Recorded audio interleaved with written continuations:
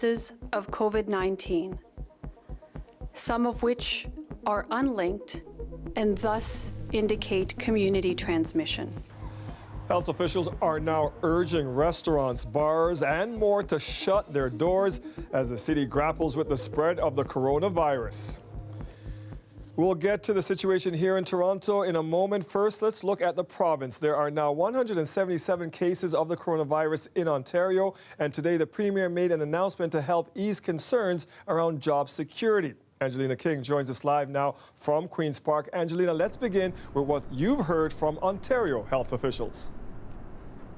Sure, a lot of big takeaways today. The first being that doctors are no longer ruling out community transmission. So that means that it's possible some cases of COVID-19 are being spread locally here in Ontario. The doctors are also saying that it's difficult to figure out exactly where, when, and how people are contracting the virus, saying that these investigations are lengthy and complicated. Now, they're also suggesting that gatherings of 50 people or more be canceled immediately, and say if you can stay home, just simply try and do that. Now, they're also suggesting that certain businesses that bring people together close, and that comes after a number of people have been calling for that over the last few days. Is it 6 feet? Ontario's top doctors say the situation is evolving quickly and the numbers increasing rapidly. We have found the numbers of new cases have almost doubled in a few days. Dr. Yaffe says many of those cases were exposed to the virus in the U.S. and we're now at the stage where doctors are no longer ruling out community transmission. To try and prevent the spread, Ontario's chief medical health officer says all gatherings of 50 people or more should be cancelled immediately. And so all daycares, churches, bars, and restaurants should close. Places that provide food pickup or delivery can stay open for that reason. Because this is unprecedented. We haven't done this before, and there's a lot of things that are being done on the move. Amid all this, the province trying to alleviate stress on workers. The last thing we want right now is for people to worry about job security. The province is drafting legislation to ensure anyone who has to stay home from work because of COVID-19 won't lose their jobs. It would include people who are under quarantine and self-isolation, as well as caregivers staying home to look after kids while schools and daycares are closed, and workers who've been told to stay home by their bosses. It would also ensure workers do not have to provide sick notes to their employers. The legislation would be retroactive from January 25th, when Ontario got its first presumptive case of the virus. The legislation we're announcing today will protect jobs for as long as this disease persists. And the spring budget will be delayed. Instead, the finance minister will be unveiling a one-year economic outlook based on the current situation. It will provide certainty for hospitals, schools, municipalities, and other partners for the year to come. Our approach will include increased resources for the healthcare system, direct support for people, and action to protect jobs and our economy. The Premier says many will be eligible for EI, and the province is reviewing access to emergency assistance for those who aren't able to meet basic living expenses. We're prepared to do whatever it takes. And we are taking every step possible to slow the spread of this virus. So a lot of these new measures have introduced a lot of more questions, like what exactly constitutes a gathering of 50 or more people and where? Some people wondering, should shops now be closed? But Dr. Williams says that there's a lot of moving components to this, and these conversations will continue. And as we know, things are moving so quickly. Now, when it comes to the legislation, there's no timeline right now on when that could be passed, but the Premier says he's working with other parties to try and get that done as soon as possible. Now, he's also urging people to stop panic purchasing, saying there's enough food, essential items, and yes, even toilet paper to go around. Dwight? Angelina King at Queen's Park tonight. Thank you, Angelina. Now, bars and restaurants in Toronto are on notice. City health officials are urging them to close by midnight to limit the chance of new infections. Nick Bovair has been following developments today and joins us live now from City Hall. Nick. Yeah, that's right, Dwight. So these are the most drastic recommendations the City of Toronto, at least, has made so far during the coronavirus pandemic. It means that bars and restaurants around the city have just a few hours left if they want to serve customers inside their doors. And we also learned today that other businesses are going to be affected too. I am calling on our city to rise to this challenge. At the first of Toronto's new daily coronavirus updates, Medical Officer of Health Dr. Eileen de Villa started things with a new and sweeping directive. I recommend that bars and restaurants stop in-person dine-in service and move exclusively to takeout and delivery service as soon as possible and no later than midnight tonight. The recommendation comes as Toronto and the province confront a major uptick in confirmed cases of COVID-19. The city is now monitoring 96 cases. A handful of them suggest a troubling new development.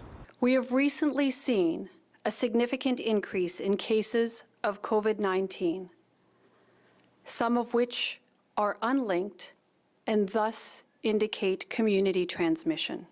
The recommendations arrived on what had been an eerie day across the city. Several businesses have preemptively shut their doors, and traffic around the city was sparse even for March break. Mayor John Tory said measures like business closures are tough but necessary, especially before a bigger wave of cases arrives. And those places need to understand that by closing or severely limiting how they do business, it will help us to contain the spread of this virus, which has to be job one. The recommendation also applies to nightclubs, theaters, and other venues. Businesses who defy the calls could face fines of up to $25,000 per day. Christiane Tetro runs an event space in Leslieville and chairs the local BIA. She said a long-term shutdown will be economically devastating. I believe some of the longer-standing businesses here may be able to ride it out, but I think some of the newer businesses that have opened within probably the last 5 years, I don't believe they're going to be able to handle the impact. Earlier today, Toronto also unveiled a new economic task force that's promising some financial help for some of the businesses affected by these closures, but it's not yet clear exactly how that system is going to work.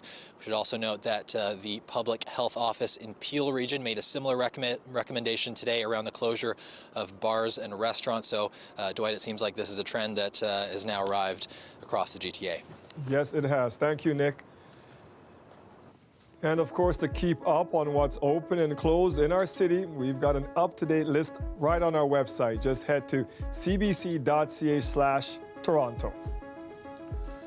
Now, health officials in British Columbia say 3 more people have died of the coronavirus. All of them have been residents in the Lynn Valley Care Centre, where we know we've been dealing with an outbreak for the last week and a bit. That brings the total number of deaths from the outbreak in Canada to 4, all in BC. The province is also confirming 30 new infections, which puts the number of cases there at just over 100. Ontario has the highest number of COVID-19 cases at 177.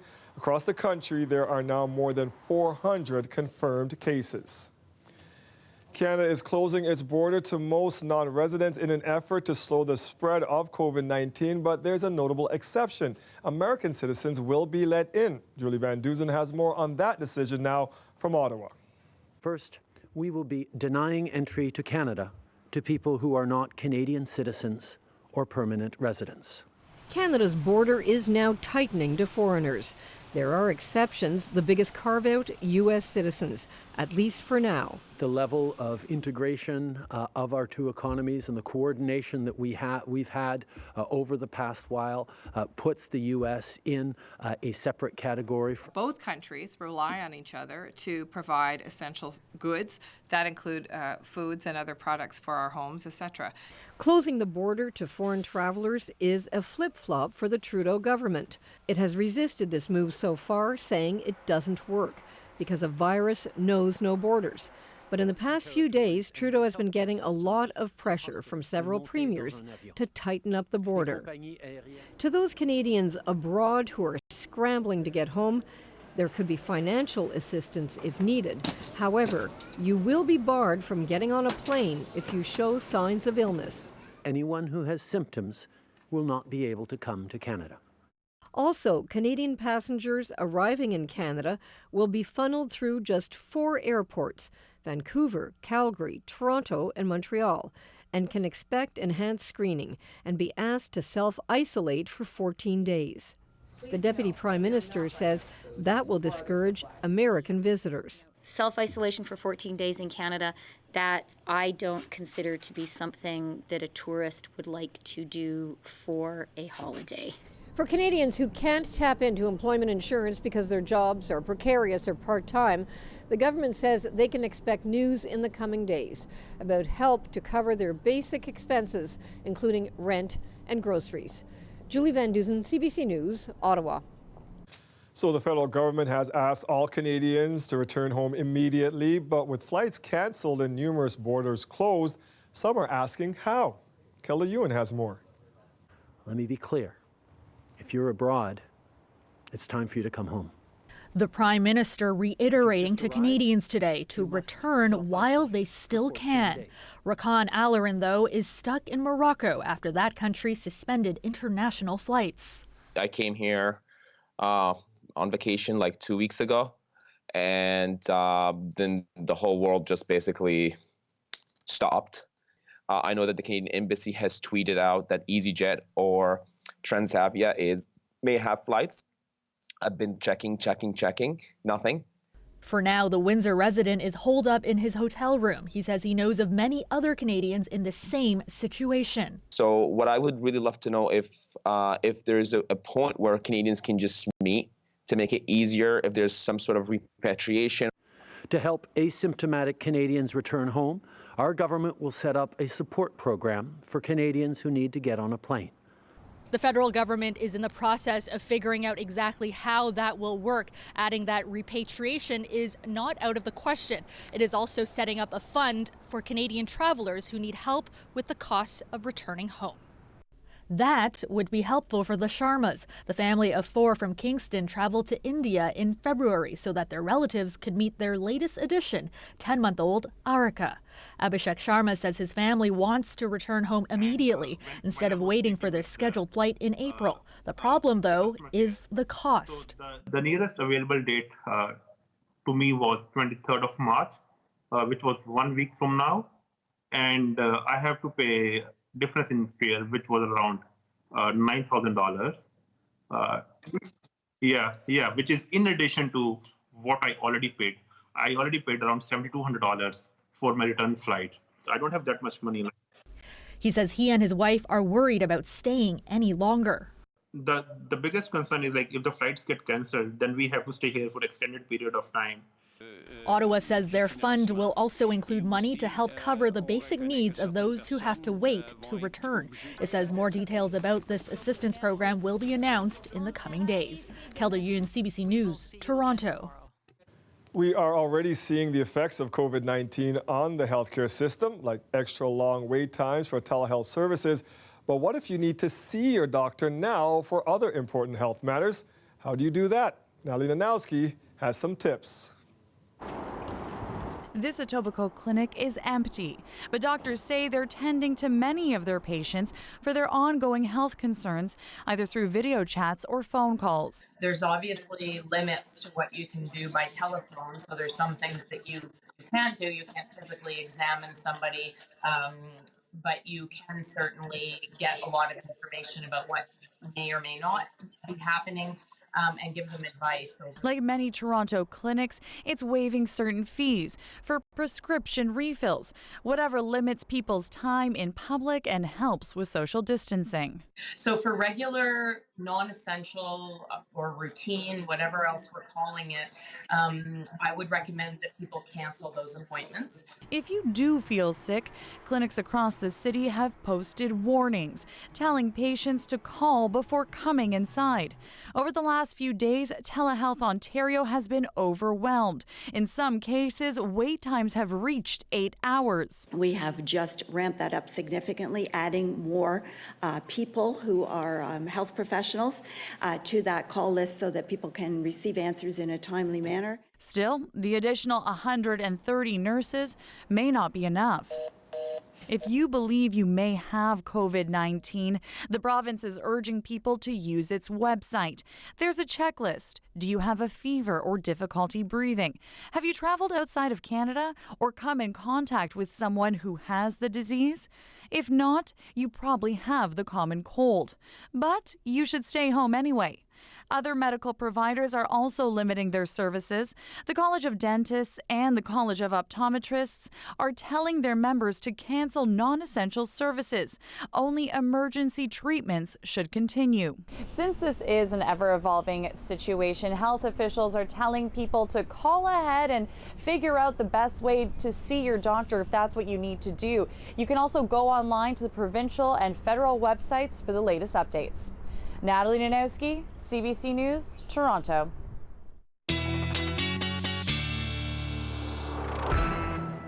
Let's check in with Suzanne Leonard now. And Suzanne, spring is right around the corner. Is it feeling like that out there, though? Well, it is. And also the science says, Dwight, spring is coming this week, by golly. So there's some good news. I'm talking about the spring equinox. So that is a little bit of a treat for us to look forward to. Today, I hate to break it to you, is the last official Monday of winter. Current temperatures across the country, I see lots of single digits. That's good news. Some are below zero, some are above. Toronto, we got up to about 4 degrees today in the GTA. St. Catharines was and still is a little bit warmer, so not bad around Niagara-on-the-Lake. Along the roads, we've got some showers coming in tonight, but the big news, I've got to say, as far as the weather's concerned, is with spring coming, that tends to put a little bit of positivity in the air. We have got equal day and night. We've only got we're 3 minutes short of 12 hours of daylight right now. So as we count down to Thursday, 11:49 in our time zone is when spring officially starts. Winds are out of the east, and that means a little low is coming. The radar is picking up a couple of showers at this hour and a little bit of snow up towards the high terrain around Georgian Bay. Expect a few sprinkles overnight, a few flurries maybe mixing in north and west of the GTA. Morning showers, afternoon sunshine. Dwight, we warm up, we're a little westerly, and we'll get into spring weather, long range later on. Yeah, let's get rid of those flurries. Thank you, Suzanne. Thanks.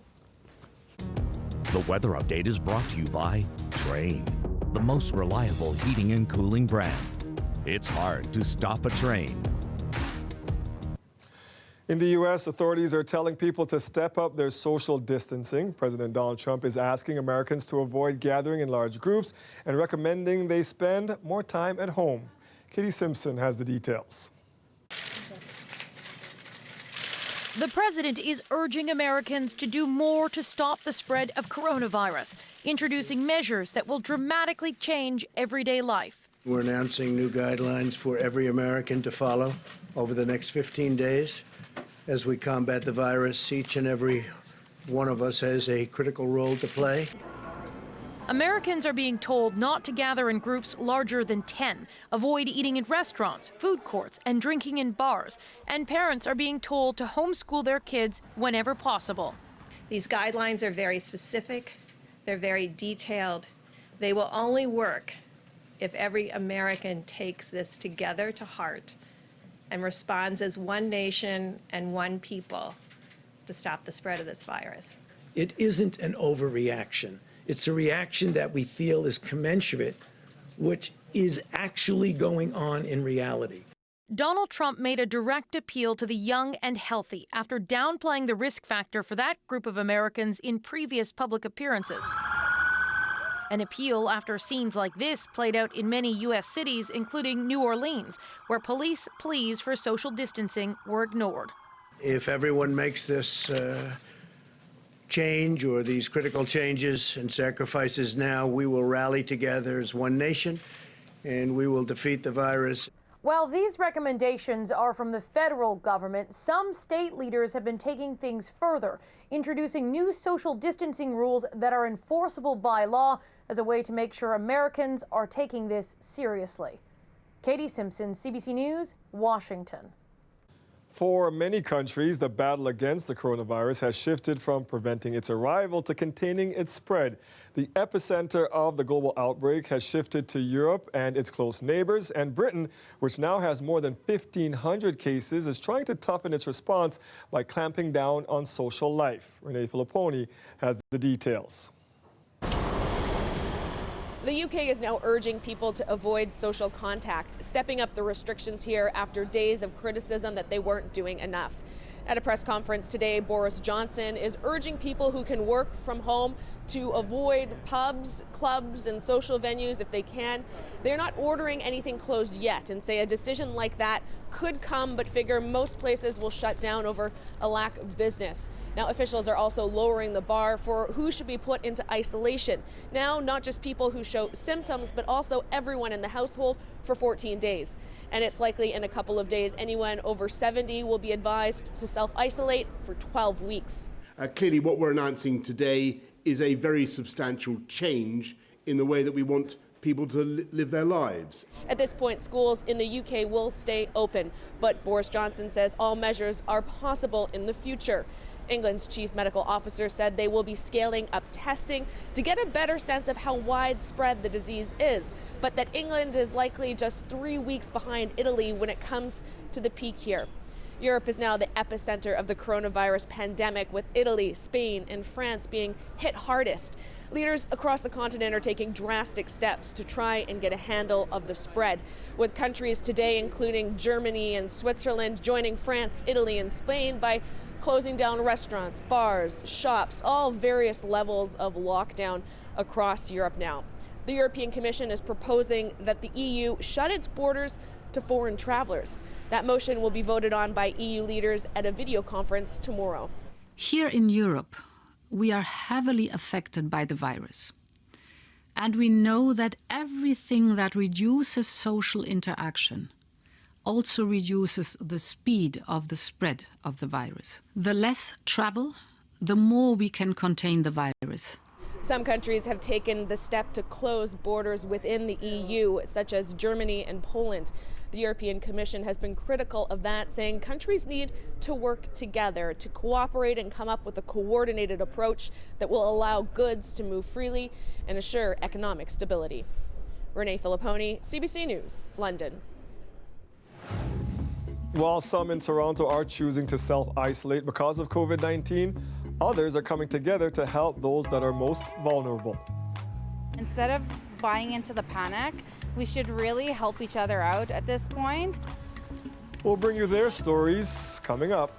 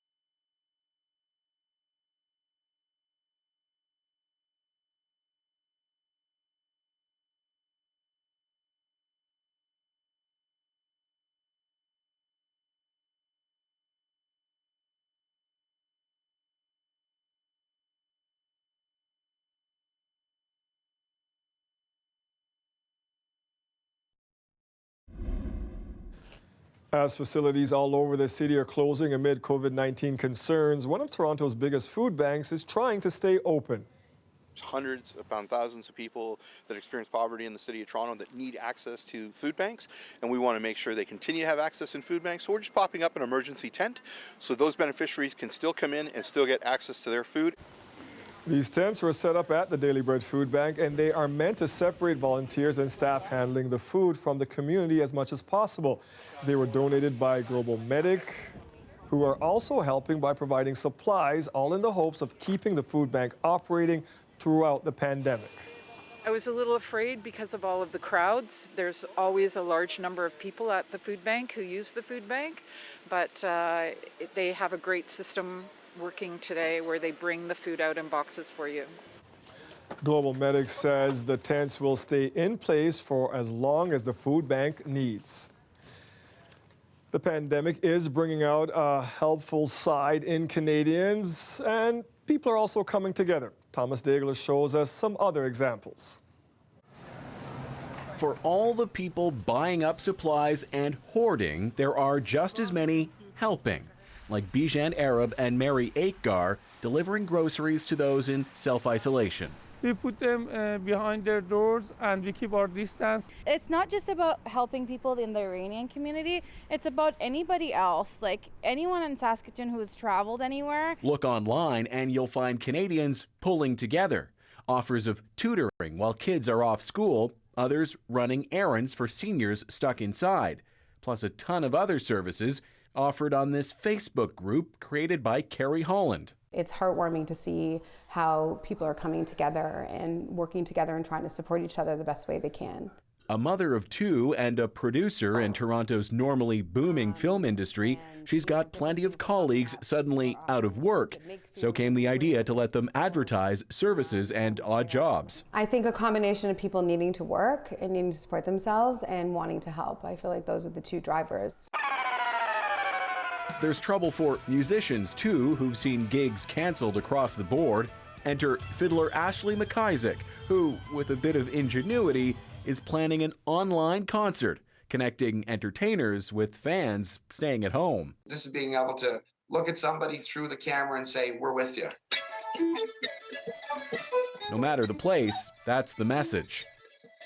Instead of buying into the panic, we should really help each other out at this point. Consider it social unity, despite the social distancing. Thomas Daigle, CBC News, Toronto. Now, if you are going out to do your own groceries, what should you be putting in your shopping cart? Then you want to think about things that are high energy foods, granola bars, canned meats, canned vegetables. Beans are really good. We'll bring you some tips on how to shop coming up a little later in the show. Stay with us. We will be right back.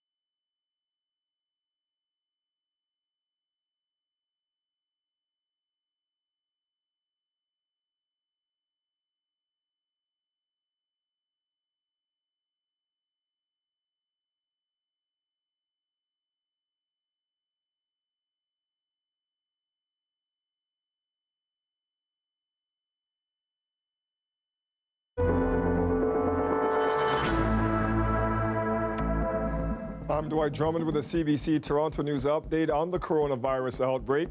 The City of Toronto is urging more businesses to shut down to stop the spread of COVID-19. I recommend that bars and restaurants stop in-person dine-in service and move exclusively to takeout and delivery service as soon as possible and no later than midnight tonight.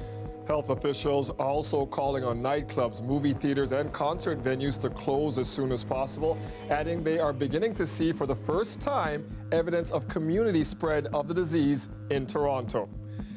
There are now 177 cases of COVID-19 in the province, a jump of 32 from yesterday.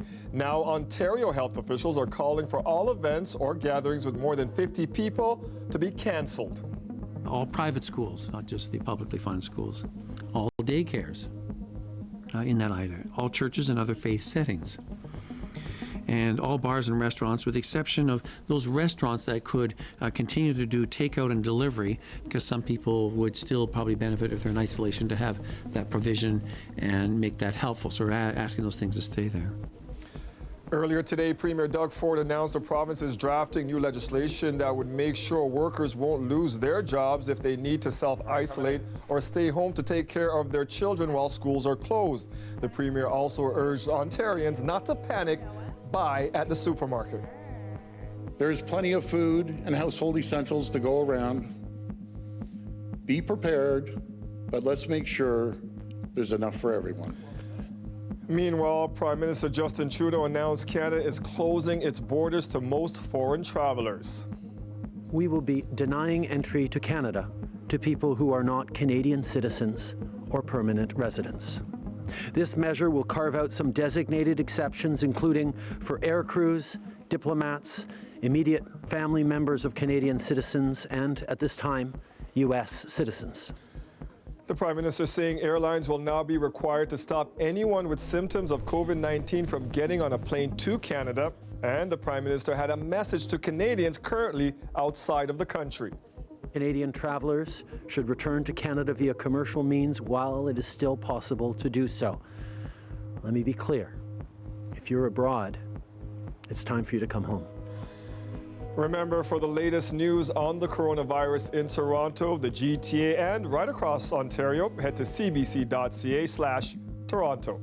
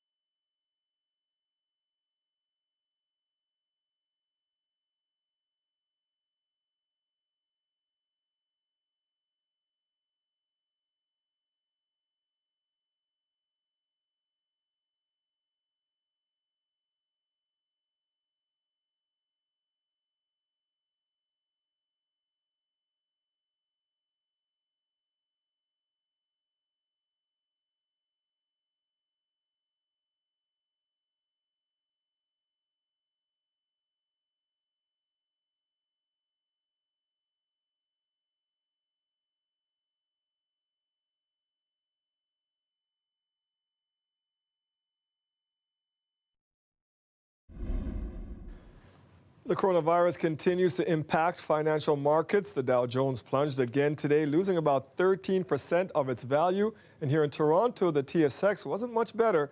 That is in spite of the rate cuts made by central banks in the last few days. Peter Armstrong has more. Running out of adjectives for just how bad a day this has been on the stock market. The Dow Jones Industrial Average fell 3,000 points. That's nearly 13%, the biggest points drop in history and the third largest percentage fall in the entire history of the Dow Jones Industrial Average. The TSX fell 10%, the S&P fell 11%, the dollar went down, the price of oil continued to fall. This all, of course, after the U.S. Central Bank, the Federal Reserve, took extraordinary measures last night, cutting interest rates almost to zero, going through an enormous bond buying, quantitative easing, essentially creating money out of thin air and injecting it into the economy, all aimed at stemming the tide and trying to slow some of this sell-off. It obviously didn't work, or it worked in terms of this could have been even worse. And a lot of this came from the spark here were numbers we got out of China, that at the peak of the health crisis there, the hit the economy took. Industrial production fell 13%. Retail sales fell more than 20%, giving North Americans an indication of just how bad the real economy gets hit if things do continue to get worse here. Peter Armstrong, CBC News, Toronto.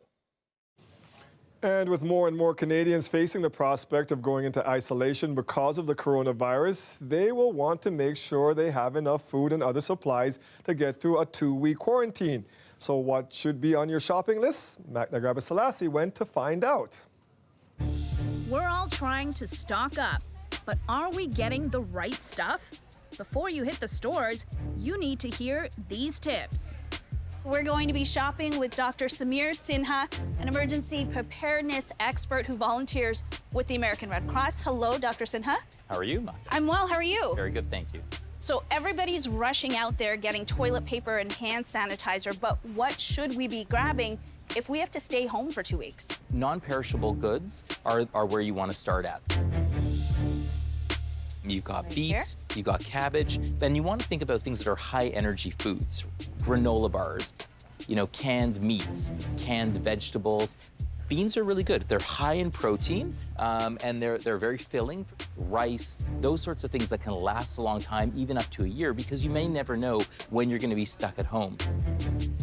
So, we eat this. Well, one of the things I always say is, like, if you're quarantined, you should have a little bit of enjoyment. Right. So if you have your favorite snacky foods, sure, get those too, but you just don't want to be living on that alone. Could you be stuck without a water supply? So do you actually have, some jugs of water ready to go? And thinking about, at least a 3-day supply is what we recommend in case there's an absolute emergency where things are down and you are stuck at home. If you're stuck at home and you're sick, do you have enough toilet paper? But with COVID, you might want to think about lots of Kleenex because it's a respiratory condition. And finally, make sure that your prescriptions are up to date. Because if you're stuck at home tomorrow, did you actually refill those prescriptions or are you going to run out? What about cleaning supplies? Yeah, so again, you want cleaning supplies that are good against things like COVID and other things. And so basically anything that's a good disinfectant or a cleaner. So those are the things you want. Bleaches, you want soaps. Those sorts of things actually are really, really good. You just want to make sure you clean surfaces thoroughly and you clean surfaces often, especially when we're thinking about door handles and other things where many hands will touch those things. How much should we be getting? Well, the key thing is, right, think about how much you eat. Think about how many people are in your household. Is it you? Is it an entire family? Is there a pet involved? And then what would you need to last and eat for 2 weeks or so? And that's what you should be thinking about. And then put that aside. What if somebody in your household has COVID-19 and you haven't tested positive for it? How do you protect yourself? So this is where we might say, if you're living in multiple stories, or if you have another family member, you might live in a different part of the house. You might make sure that you're cleaning surfaces, that you're not touching, each other's faces, and spreading those droplets that actually occur. So that's where we'd recommend that people try and separate, because there may be a chance that person stays not infected, and that's better for their health, and it's better for peace of mind for the person who is infected.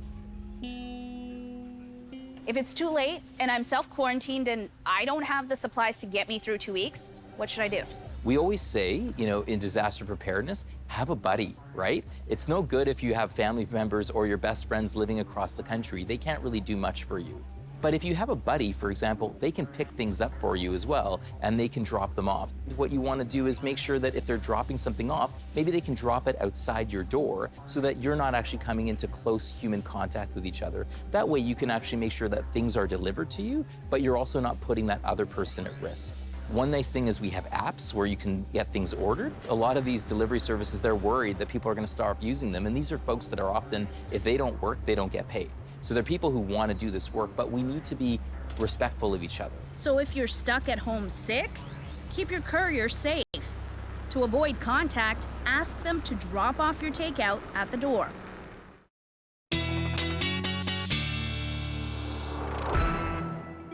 Suzanne, with gyms now closed, some of us are hoping to maybe get outside for a jog, maybe ride the bike. I know some people do it in the middle of winter, but some of us are wimps, and it's just too cold for that. Are you a wimp? Yes. Are you a weather wimp? When it comes to minus 30, I'm not jogging. I was out for a run this morning down by the lake. There was a brisk wind coming off Lake Ontario. Yeah, I prefer not minus 30 myself either. Let's be honest here. 4 degrees is a normal high this time of year. We were close to 4 today. These are current temperatures. 6:40 p.m. The sun will come up tomorrow. 7:25 a.m. That's a comforting thought, isn't it? At kind of a crazy time like this. We'll stick to the weather. It's a good time with everything going on for you to spend a little bit more time outdoors. It's good for mental health. It's good for the physical health as well. And of course, kids are off school. Southwesterly winds for tomorrow. A little breezy, 20 to 40 k during the day. Easing up later in the day. This takes us through to Wednesday. I just want you to see the progression of winds. We have had some strong winds end of last week, certainly very brisk. As they come out of the east on Wednesday, an east wind coming off Lake Ontario is always ushering in typically not only cooler air because the wind is coming across the water, but often it's in advance of a low. The winds switch around, and behind the low, they go northwesterly often. The showers have already reached the southwest around London and St. Thomas at the moment. A few spotty showers around Windsor, and it has been snowing heavily up in northern Ontario today, and some scattered flurries around Georgian Bay. What we're looking at are some spotty showers for us. It may be a brief bit of wet snow along, in northern areas of the GTA and to the northwest of the GTA. Then we get another system on Wednesday overnight and yet another system on Thursday overnight, and that looks to be the bigger soaker. So I wanted you to get a look at that. The rain-snow line will be well to the north, and that tends to bring in some warmer air. You know it will. Those are our forecast highs. Our spring equinox, 11:49 p.m. on Thursday, the first full day of spring, officially speaking. According to the equinox calendar, that's what we're looking at, Dwight. And it's looking good. Thank you, Suzanne. Thanks. This weather update is brought to you by Fairmont Le Chateau Frontenac, the best location for your next spring break getaway in Quebec City. Fear can spread faster than any disease, and with it, a lot of misleading or just plain bogus information. Lorinda Redekop helps debunk some of the latest claims about COVID-19 coursing through social networks. The advice about COVID-19 is popping up all over online. If you can hold your breath for 10 seconds, you're safe and don't have the virus. There's already an all-natural coronavirus vaccine, and it works. We took some claims to an expert. Colin Furness is an epidemiologist with the University of Toronto's Faculty of Information. If you drink water every 15 minutes, you're going to wash it away. Yeah, that doesn't make a lot of sense. In fact, if you thought there was COVID-19 in your throat, drinking water would push it into your body, into your intestines, where it actually might get a foothold. What about eating garlic, that's going to help you? That makes no sense. Garlic has antibacterial properties. This would have no impact on a virus. What about that you really need a lot of bottled water for this?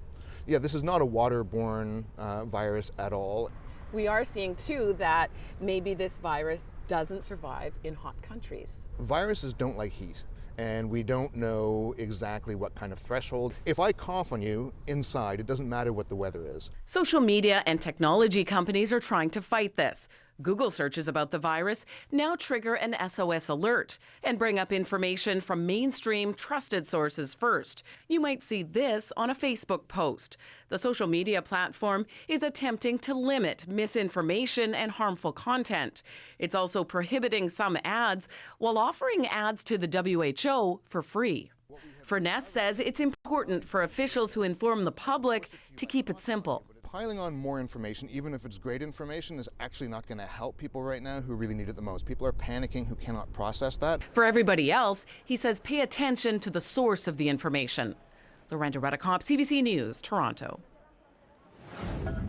If you do contract COVID-19, as of now, there's no drug to treat it, but this week there's been significant progress right here in Canada.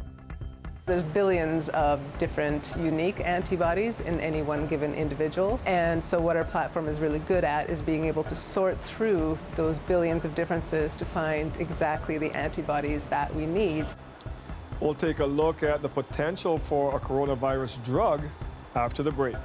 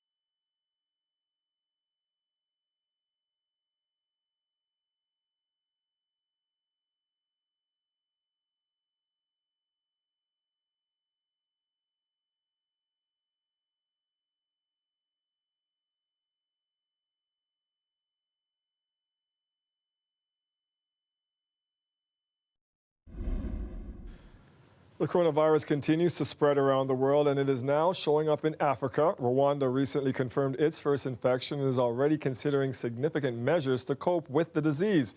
In South Africa, there are dozens of cases, and the government has declared a national disaster.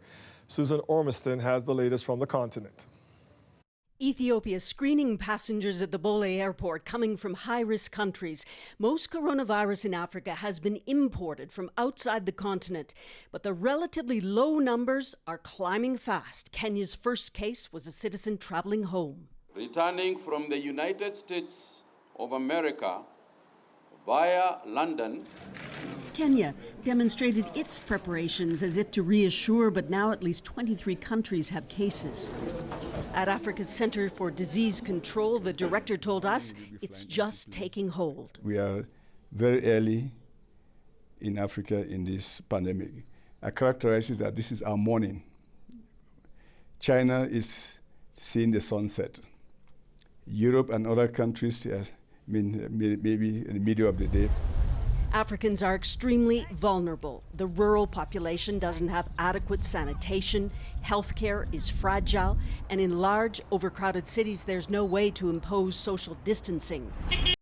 Ethiopia revealed its first case Friday, a Japanese man who'd traveled here. But we also know that there's no country in the world that has reported a case and the case has not expanded to other cases.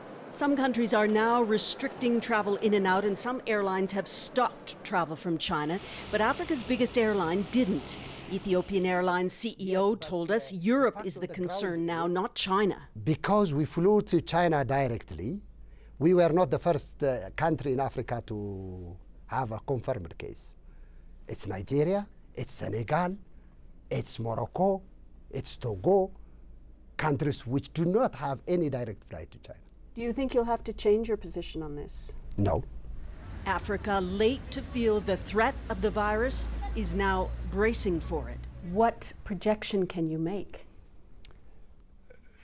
Unfortunately, my projections are not favorable, that we are in here for a very long haul and a very disruptive moment for the continent. Susan Ormiston, CBC News, Addis Ababa.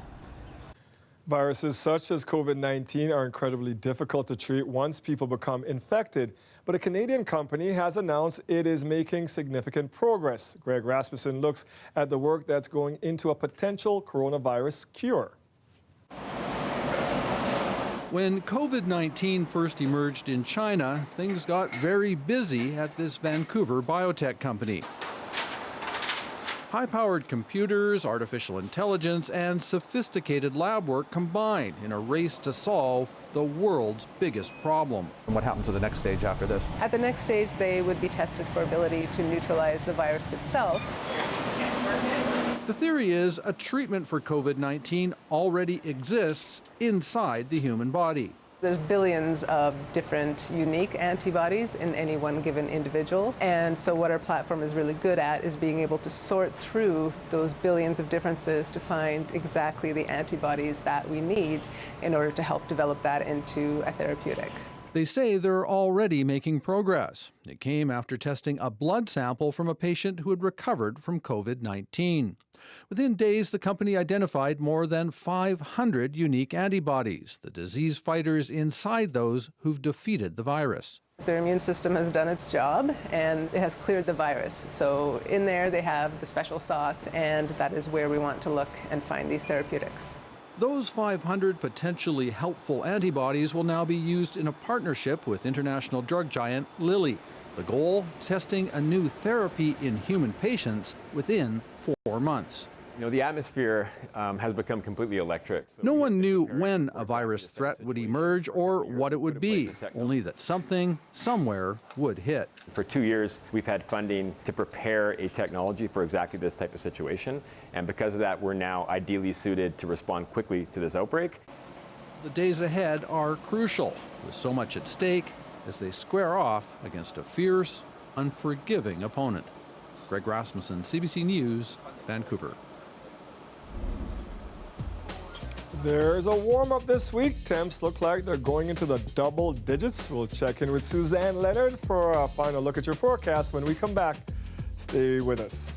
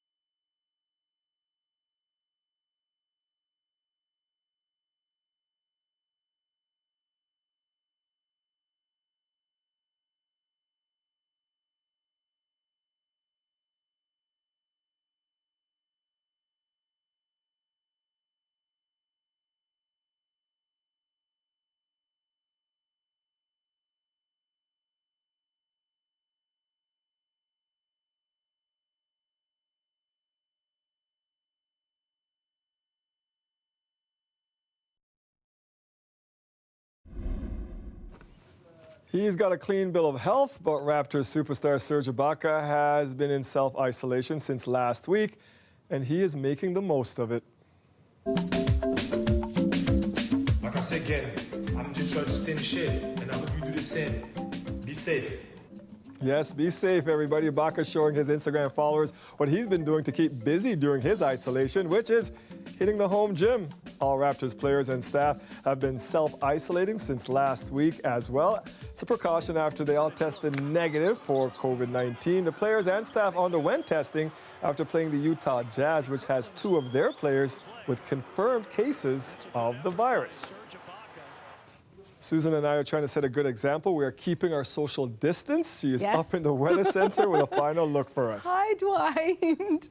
We're going to be so fit after this whole thing dies down as well. What with getting outdoors and getting some runs in and all of that. We've been talking about outdoor workouts and indoor workouts. Great example there. And I know Dwight wants to see this, the double digits. So we might have to tweak these a little bit. There's still a few days out, but we're certainly looking at a milder than normal trend. Normal daytime highs around 4 degrees this time of year. Cooler for the weekend, and up and down as we count down 1, 2, 3 days until we mark the spring equinox. Equal period of day and night. Dwight, that would be 11:49 p.m. Thursday night, the spring equinox. A couple of almost officially spring showers tonight. Thank you, Suzanne. Thank you. That is our show for tonight. Thank you for joining us. Chris Glover has your next local news tonight after the National at 11. We will see you back here tomorrow. Have a great evening and stay safe, everyone.